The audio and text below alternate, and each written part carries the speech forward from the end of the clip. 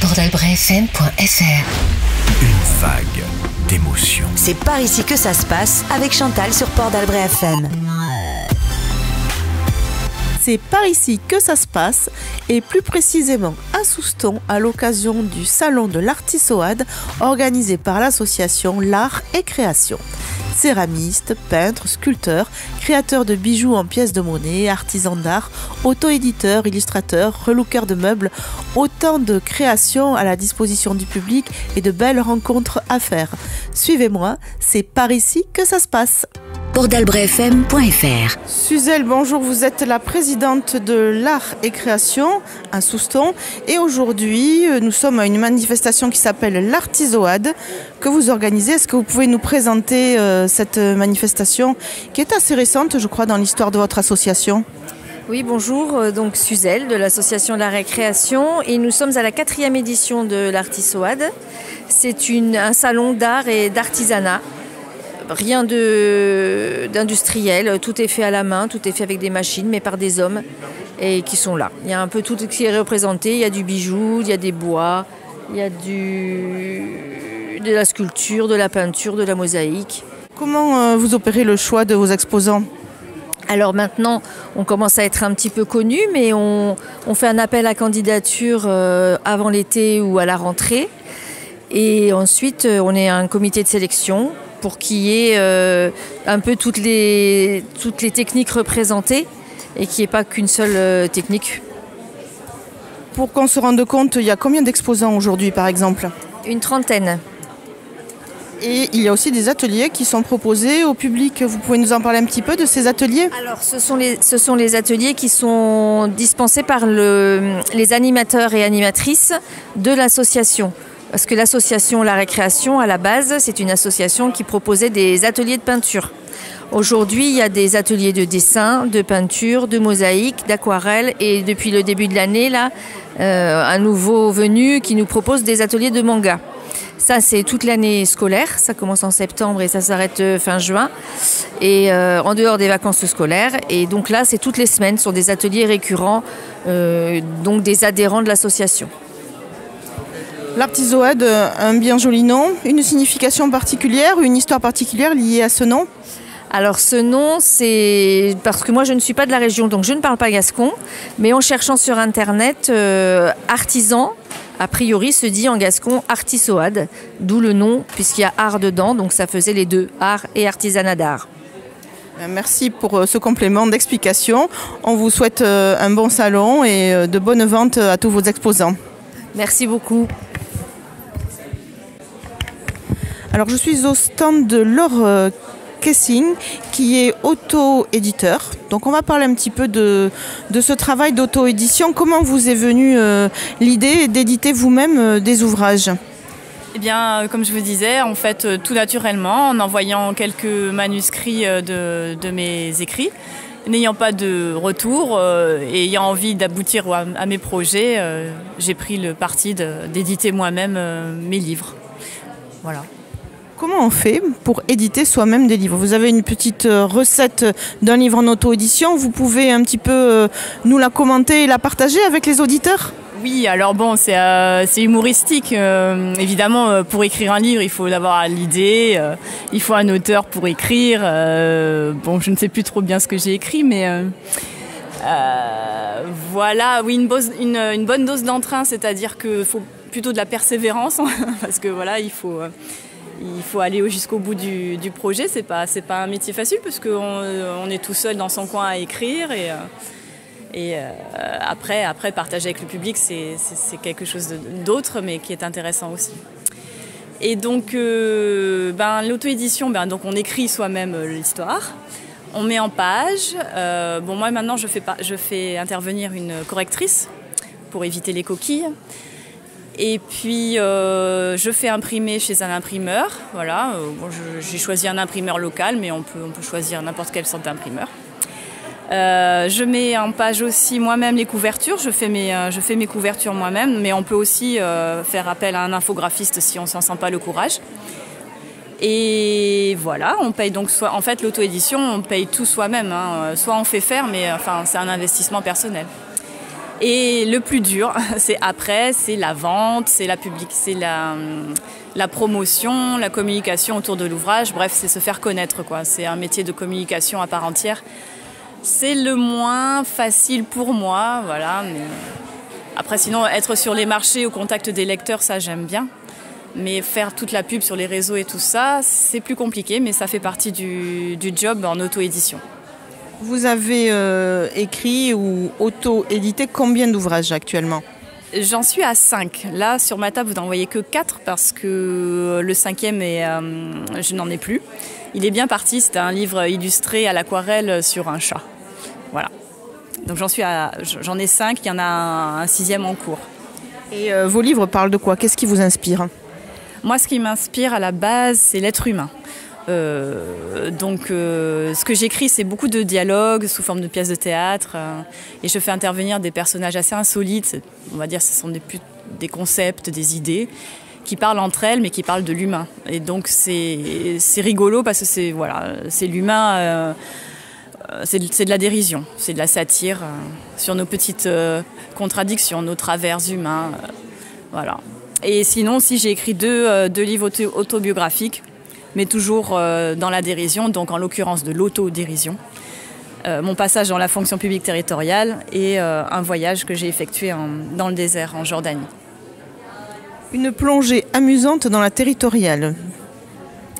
Et oui, c'est amusant parce qu'on peut le voir du bon côté, avec du recul. Voilà, c'est mon vécu personnel, j'y suis restée que 6 ans, c'est-à-dire que ce n'était pas un fonctionnement pour moi. Et j'ai eu besoin de l'écrire 10 ans après, quand même, avoir quitté la fonction publique. Et donc, 10 ans après, ça permet de prendre du recul et puis de pouvoir en rire. Voilà.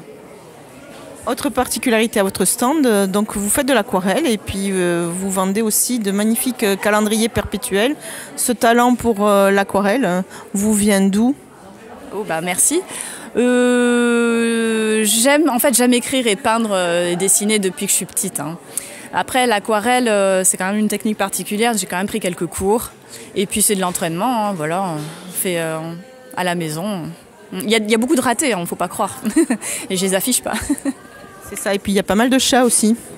Oui. Ça, c'est parce que j'avais un très joli modèle à la maison.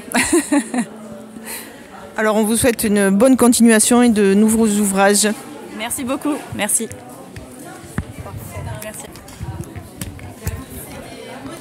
Alors, je suis au stand Ormup avec Emmanuel Baye qui propose des meubles relookés. Moi, je voudrais savoir d'où vous vient cette passion qui est devenue un petit peu plus qu'une passion maintenant. Alors ça vient d'une histoire de famille, comme beaucoup de personnes, je me suis retrouvée à devoir vider la maison de mon papa et donc il y a beaucoup de meubles que j'ai donnés à Emmaüs et d'autres je me suis dit qu'il y avait une histoire pour moi et je me suis dit qu'il fallait que j'en fasse quelque chose mais ils n'allaient pas dans mon intérieur. Donc voilà, je me suis mise à les retravailler. Et on retravaille ça comment du coup ? On retravaille ça avec beaucoup de patience et d'amour. Et donc avec des produits, j'utilise de l'aérogommage.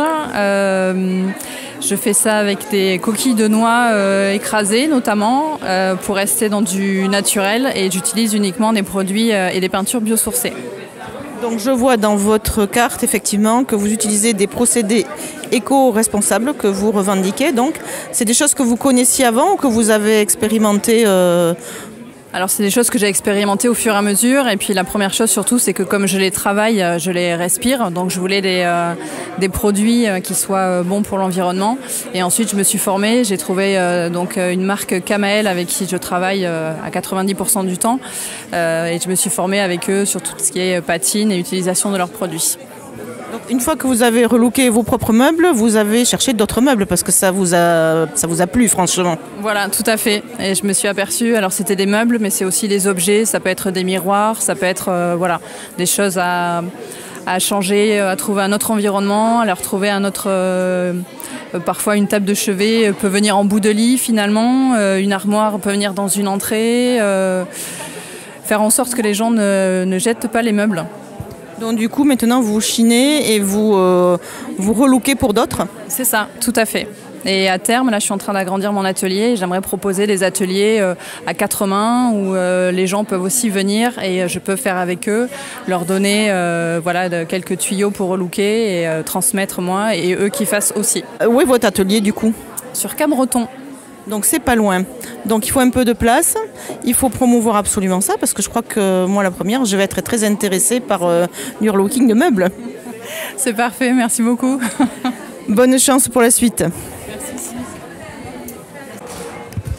Nicolas Gutiérrez, bonjour. Donc, vous avez un stand avec des bijoux qui sont un petit peu particuliers.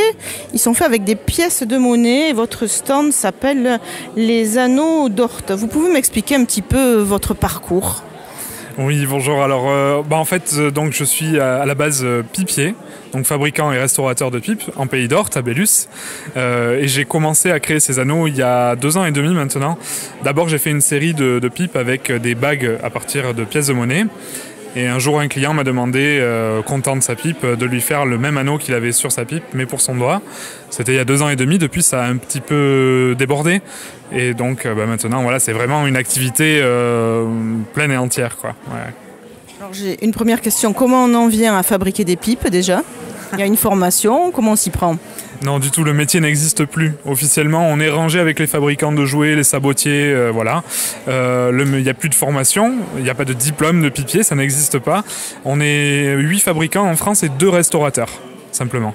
Voilà, donc j'en suis venu là parce que je suis fumeur de cigares à la base. J'aime les bons tabacs et donc j'ai voulu goûter la pipe. Je suis arrivé sur une pipe de très mauvaise qualité qui était accessible à mon budget mais qui était vraiment infâme. Et j'ai eu envie de faire mieux, voilà. Et passionné par le bois, très vite, j'en ai fait mon métier en fait. Alors, vous en avez fait votre métier, et puis vous avez trouvé un autre métier. Comment il est venu ce goût pour le travail, pour les bijoux et pour le travail des pièces? Alors tout petit, ma grand-mère mettait de côté des pièces de monnaie. Donc j'avais une petite collection à moi que je trifouillais tous les week-ends, voilà. Et j'ai retrouvé quelques pièces de monnaie. Cette passion a grandi. J'ai collectionné beaucoup de monnaie féodales, des monnaies antiques, des romaines, des gauloises. Et là aujourd'hui, naturellement, alors je fais plusieurs choses. Je forge pour des anneaux. Donc là, la pièce de monnaie est complètement détruite. Elle est transformée en anneau. Donc c'est que des pièces courantes.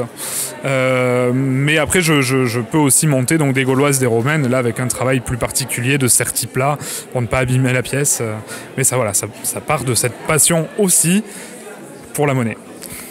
Et du coup, on se forme comment là Je suis autodidacte. Dans ces 2 métiers-là, je suis complètement autodidacte. Donc je regarde des vidéos à droite à gauche et puis je fais des tests et je me trompe beaucoup et je loupe beaucoup de choses et c'est pas grave. Alors l'avantage de la bijouterie, c'est contrairement au travail du bois, c'est que si c'est loupé, on fond la matière, elle n'est pas perdue. On fait un lingot, on passe le lingot au laminoir, on refait des fils et en avant, on peut refaire un bijou avec. Au niveau des pièces, donc vous récupérez des anciennes pièces en centimes, mais pas que. Vous pouvez aussi travailler, j'imagine, à la demande avec des pièces de collectionneurs qui voudraient les valoriser sous forme de bijoux peut-être? Oui, tout à fait. Alors, donc, on peut soit piocher dans mon stock avec des monnaies en argent classiques, les semeuses fin 1800, début 1900, ou des pièces un peu plus anciennes. Il y a des Napoléon III, des Louis-Philippe Ier. Mais évidemment, si des gens ont des pièces de famille ou des souvenirs de voyage avec des monnaies étrangères qui voudraient monter en bijou plutôt que laisser ce souvenir dormir dans un tiroir, c'est tout à fait possible. Et du coup, le bijou est même moins cher puisqu'on me fournit la matière première. Donc, votre boutique ou votre atelier plutôt, c'est les Anneaux d'Orte. On peut trouver ça sur Bélus, donc, si j'ai bien compris. D'accord. Et un site peut-être pour se rendre compte de votre travail? Oui, c'est le www.lador.fr, lador.fr. Très bien, on vous souhaite une bonne continuation, que ce soit dans le domaine donc, des pipes rénovées ou nouvelles, et puis des pièces qui sont une seconde vie sous forme de boucles d'oreilles ou de bagues. Merci beaucoup. Regard noir dans le vide, je dévisage ce qu'il reste de mon avenir. Mes souvenirs deviennent liquides, je voudrais en quitter le navire. Et finalement j'en perds mon temps, comment puis-je me perdre autant? Le vent se lève, je tenterai d'être un survivant. Au bout de mes lèvres, les mots m'attendent, ils se serrent mais jamais ne tombent. Au fond de moi, je suis fait de catacombes. J'ai le chronomètre dans la tête. Combien de rêves me faudra-t-il pour que les heures s'arrêtent? Je suis dépassé par le temps, je ne pense plus comme avant. J'ai besoin de prendre l'air, je veux rejoindre la lumière. Je me nourris de distance pour sentir mon existence. J'ai besoin de me distraire, mais je suis au fond de l'enfer. Je suis dépassé par le temps. J'ai besoin de prendre l'air, je veux rejoindre la lumière. Tarder les larmes est une solution. Je deviens l'ennemi de ma raison, je deviens l'ami de mes pulsions. Je me cacherai parmi les ombres, je suis séduit par les fausses. Séduit comme Faust, je me rapproche de mes défauts. Je n'ai plus sommeil, je n'ai plus de réveil. Et pourtant la nuit ne me porte plus conseil. Je n'ai plus sommeil, je n'ai plus de réveil. C'est complexe d'exister mais au moins j'essaye. Le chronomètre dans la tête. Combien de rêves me faudra-t-il pour que les heures s'arrêtent? Je suis dépassé par le temps, je ne pense plus comme avant. J'ai besoin de prendre l'air, je veux rejoindre la lumière. Je me nourris de distance pour sentir mon existence. J'ai besoin de me distraire, mais je suis au fond de l'enfer. Je suis dépassé par le temps. J'ai besoin de prendre l'air, je veux rejoindre la lumière. Depuis quand est-ce que j'ai mal tourné? Car je me sens tout décentré. Je ne suis plus pareil, je ne suis plus le même. Je ne connais plus le thème, je poursuis le soleil. Je suis dépassé par le temps, je ne pense plus comme avant. J'ai besoin de prendre l'air, je veux rejoindre la lumière. Je me nourris de distance pour sentir mon existence. J'ai besoin de me distraire, mais je suis au fond de l'enfer. Je suis dépassé par le temps. J'ai besoin de prendre l'air, je veux rejoindre la lumière.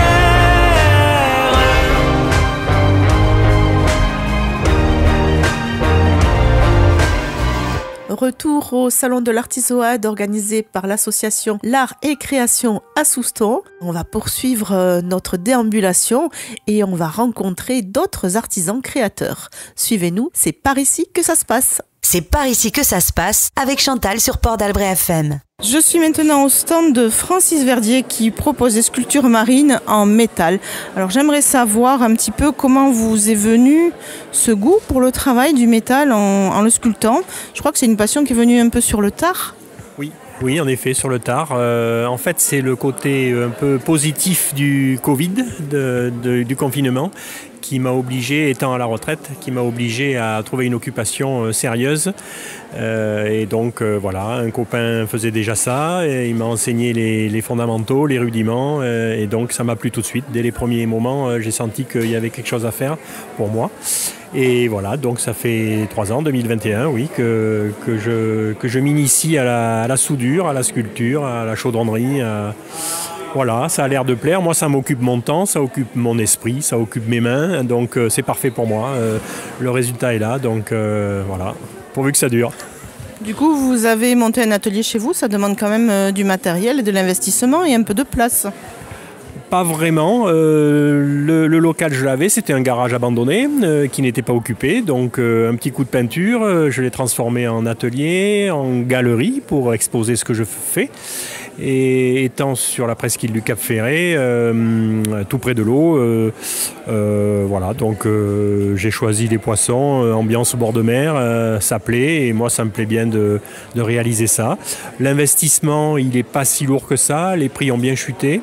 Maintenant, vous pouvez souder avec un poste à soudure à 100 €, un torche à plasma à 150 € et voilà. Et avec ça, on fait du très bon travail, travail d'amateur, mais travail quand même bien fait, bien réalisé. Donc non, c'est pas vraiment très lourd, ni financièrement, ni matériellement. Les métaux que vous utilisez, vous les procurez comment? C'est du recyclage ou vous achetez des tôles que vous retravaillez? Alors j'aime bien le recyclage parce que ça redonne une vie à quelque chose qu'on va amener à la déchetterie. Donc les vieilles tôles de fond de jardin, ça me plaît beaucoup. Et puis mais après ça suffit pas forcément parce qu'il faut les trouver. Et donc après il y a aussi les feuilles d'acier achetées neuves. Mais je m'attache toujours à y rajouter des petits éléments qui vont partir à la déchetterie et j'aime bien leur donner une deuxième vie en les intégrant dans mes sculptures, même si les feuilles d'acier sont récentes. Est-ce qu'il y a un site où on peut voir votre travail pour se rendre compte? Alors, je n'ai pas de site, mais par contre, j'ai un compte Instagram sur lequel je poste toutes mes réalisations depuis mes tout débuts en 2021 à ce jour. Tout ce que j'ai pu faire ou organiser comme expo ou comme expo, c'est sur mon compte Instagram. Et donc, je vais donner l'adresse du compte Francis Verdier, VERDIER 33, c'est bien ça? C'est bien ça. Comme ça, si les auditeurs sont un peu curieux, ils pourront voir votre travail et se rendre compte de l'investissement que vous faites et du type de poissons et d'animaux marins que vous proposez, qui sont très très variés. Donc il y a des grosses pièces, il y a des pièces moyennes, il y a des petites pièces, il y a des pièces solo, il y a des pièces avec des bancs de poissons. Moi, je vous invite à aller découvrir le monde de Francis Verdier. Merci. Patricio Goua, donc vous êtes mosaïste et vitrailliste. Expliquez-moi un petit peu d'où vous vient cette passion. Est-ce que c'est votre métier ou est-ce que c'est quelque chose qui est venu en complément? La passion m'est venue en arrivant en retraite. J'avais envie de m'occuper. La mosaïque était parfaite. Donc j'ai commencé la mosaïque et j'ai pris des cours à Thaler avec Mathilde Huillier, qui m'a mis un peu le pied à l'étrier. Puis au fur et à mesure, je me suis un peu émancipé, j'ai refait des visages. Et dernièrement, je voulais travailler le verre en complément de la mosaïque. Et comme c'est un exercice qui est assez proche entre la mosaïque et la découpe du verre, donc ça marche très bien. Je peux varier les couleurs, qu'on est plus limité dans la mosaïque, mais voilà. Qu'est-ce qui vous plaît dans ce travail des couleurs et des formes? Déjà, mon père était maçon. En étant petit, il m'avait fait travailler un peu la mosaïque. Je travaillais avec lui. Et puis, ça m'a toujours attiré de travailler la pierre, sculpter. Tout ce qui est manuel m'a toujours attiré. Et puis, varier les formes et les couleurs m'a toujours plu. Donc, en retraite, c'était l'occasion de me donner en plein temps à ce que j'aimais faire. Du coup, vous avez installé un atelier chez vous, j'imagine, parce que ça prend un peu de place, tout ça. Oui. J'ai un petit atelier. J'ai la chance d'avoir un petit terrain avec un petit cabanon, que là, je peux faire ma mosaïque et le vitrail. Donc, c'est parfait pour occuper mes journées de retraité, quoi. Alors, vous expliquez que donc c'est Mathilde Huillier qui vous a mis un petit peu le pied à l'étrier pour la mosaïque et pour le vitrail. Vous avez fait ça en autodidacte ou comment vous y êtes pris pour passer de l'un à l'autre? J'ai mon voisin qui faisait du vitrail et il m'a contacté, il me disait si je voulais essayer. Donc j'ai essayé l'an dernier à Seignos avec un maître verrier qui m'a montré comment travailler le verre, la découpe et puis ensuite l'assemblage et la soudure. Donc ça m'a plu tout de suite et maintenant je fais autant de vitrail que de mosaïque. Je trouve que ça va bien ensemble. Et le verre, ça permet aussi de jouer plus sur les nuances au niveau de la teinte et au niveau du toucher. C'est complètement différent. Et ça me plaît, donc voilà. La passion est arrivée comme ça. Des projets? Oui, j'ai beaucoup de projets. Je voudrais bien, là j'ai fait une série avec le regard urbain et là je vais faire plutôt des femmes parce qu'on m'a dit qu'il y avait beaucoup d'hommes, pas beaucoup de femmes, donc je vais me lancer sur à peu près la même chose. Par contre, j'aime me mettre de la couleur dans les personnages parce que je trouve que c'est assez triste en ce moment, il faut mettre de la couleur pour égayer un peu tout le monde. La plupart des tableaux, vous voyez là, celui-ci j'ai appelé regard urbain. C'est un peu une tête de mort parce que j'ai essayé de représenter un peu la tristesse du citadin qui perd espoir dans les grandes villes. Donc voilà, c'est pour ça qu'on voit les couleurs qui s'échappent par le haut. Et ensuite, là, c'est un peu le renouveau. La couleur, c'est l'espoir, c'est tout ça, quoi. Merci Patricio pour ce témoignage et on vous souhaite une bonne continuation avec plein de nouvelles réalisations à proposer aux visiteurs. Oui, je vous remercie. À bientôt. Gérard Picard, bonjour. Donc vous avez un stand de peinture dans ce salon de l'Artisoade. Est-ce que vous pourriez un petit peu vous présenter? Parce que vous êtes un peintre de longue date, mais un Soustonnais de fraîche date, je crois. C'est ça. Je suis né au Soustonnais depuis 3 ans, c'est-à-dire exactement 15 jours avant le confinement. Donc nous sommes arrivés de Toulouse en fait. pour habiter dans les Landes. Et j'avais arrêté la peinture pendant un certain temps pour faire plutôt de l'écriture, de presse. Et depuis 2 ans, j'anime un atelier d'art plastique au centre social de Souston. Et ça m'a redonné envie de peindre. Et en particulier, depuis cette année, je fais un travail sur la forêt landaise. La forêt landaise un petit peu à ma façon, avec beaucoup de couleurs, mais en essayant de respecter l'âme de ce paysage qui est fait de vertical et d'horizontal. Donc assez simple, mais si on y regarde de plus près, on peut avoir des pins. On va avoir un pin qui va dépasser un autre. On va avoir une petite butte, une petite ondulation, et c'est ce qui m'intéresse, c'est cette petite différence qu'il va y avoir dans l'alignement qui semble rectiligne de la forêt. Je vois pas que de la forêt, il y a aussi la plage qui vous inspire et puis la figure humaine aussi. Alors voilà, bon, donc là j'ai parlé de la forêt parce que c'est un travail que j'ai fait en 2023, mais sinon j'ai 2 autres dadas que je peins régulièrement, c'est-à-dire je travaille sur les films noirs, les polars américains entre autres, et également sur on va dire entre guillemets les pin-up à la plage. Donc ça fait partie, disons, il y a des portraits aussi, mais ça c'est un petit peu plus ancien, des portraits d'actrices un petit peu plus anciens. Ce que je peux rajouter par contre dans le travail actuel, c'est que les derniers travaux, ça se fait au pastel sec, mais je traite un petit peu à ma façon, c'est-à-dire que je le fixe et je le termine en passant un liant acrylique qui donne un aspect totalement pictural de l'œuvre, et on ne voit pas du tout que c'est du pastel en définitive. Par contre, j'utilise le pastel parce que ça me permet de faire à la fois du flou, et ça peut permettre également de faire des choses précises.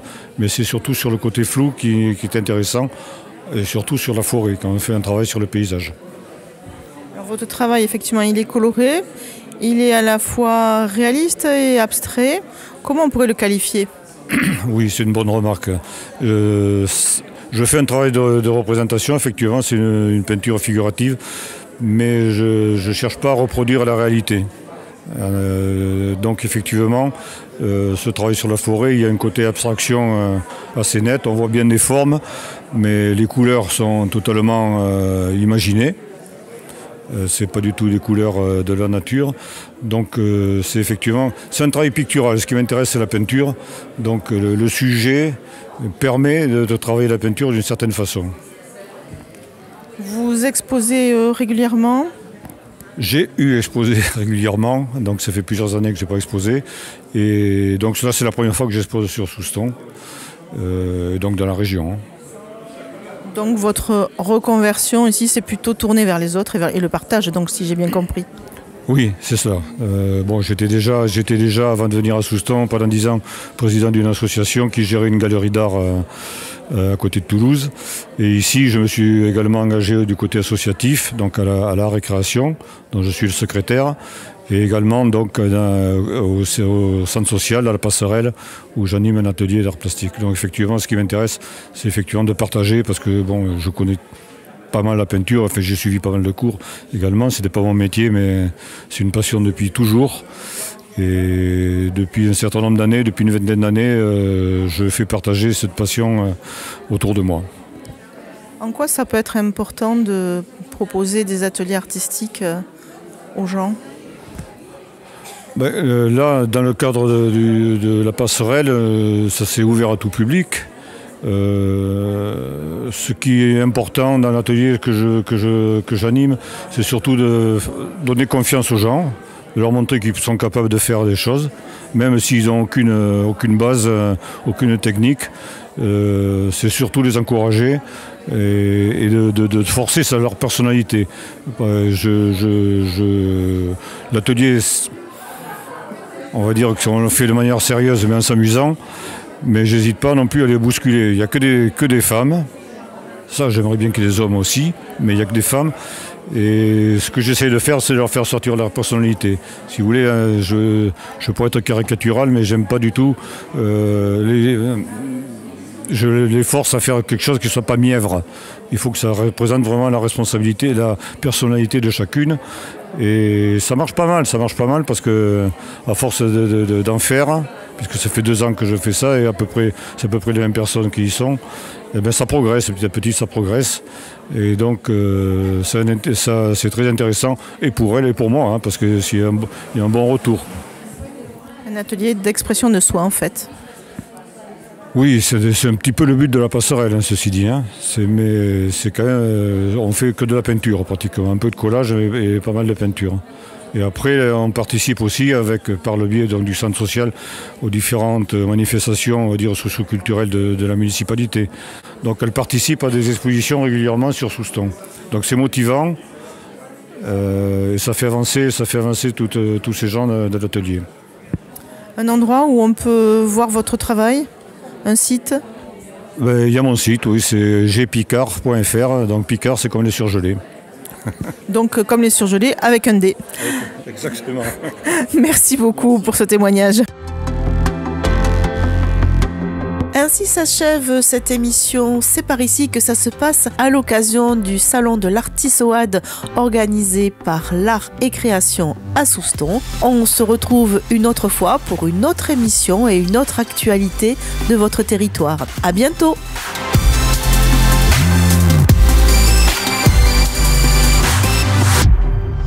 Port d'Albret FM, toujours là pour vous.